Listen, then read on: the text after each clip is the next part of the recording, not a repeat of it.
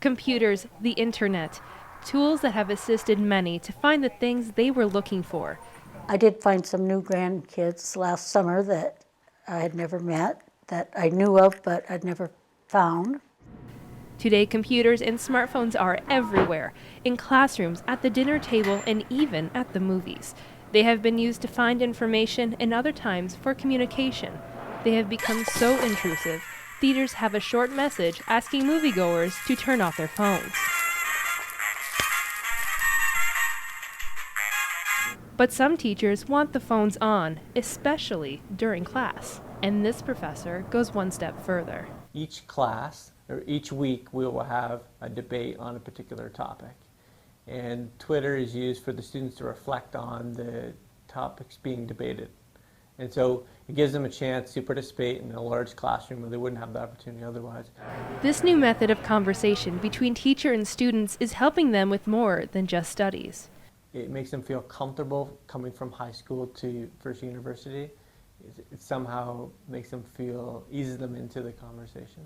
Many students in universities have been able to use computers since their childhood, but for Canada's largest age group, it's a struggle to keep up with the younger generation. We started off with a computer that took up a whole room, a huge machine. What once took up an entire room over decades shrank, and now a machine far more powerful than the first computer can fit in the palm of your hand. 2-year-old Fallon has been using a tablet since she was 9 months old. When she was that little, she would, the colors and she play the Fisher-Price games, Fisher-Price apps. Colors, shapes, letters. There's one called Endless Alphabet, and she's learning her alphabet. Nagy says a tablet is useful for more than just education. Well, we had just gone on vacation, and on the airplane, she played it on the airplane, kept her quiet, like she's in the car, right? So she sat in her car seat and she played it. Nagy puts limits on the use of the tablet, but understands their benefits. Just the way of the world. I already know they have an iPad class, or a tablet class, they call it, and it shocks me.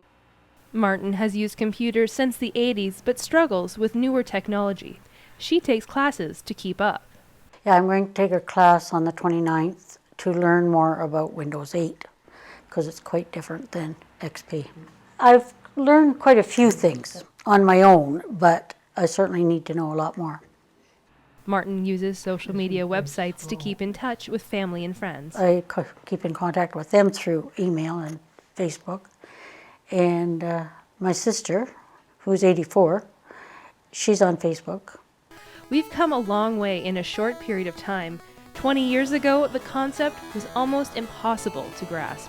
We can get a world map. Piece of cake, point and click. Now all of a sudden, I know this is going to sound shocking to you, but now we're in Buffalo. How are we in Buffalo? Well, we were just in South Africa. We were just in South Africa, but one of the things on the internet is that you can link to any computer. As the internet continues to evolve, the applications for it do too. Social media like Facebook and Twitter have become staples for some internet users.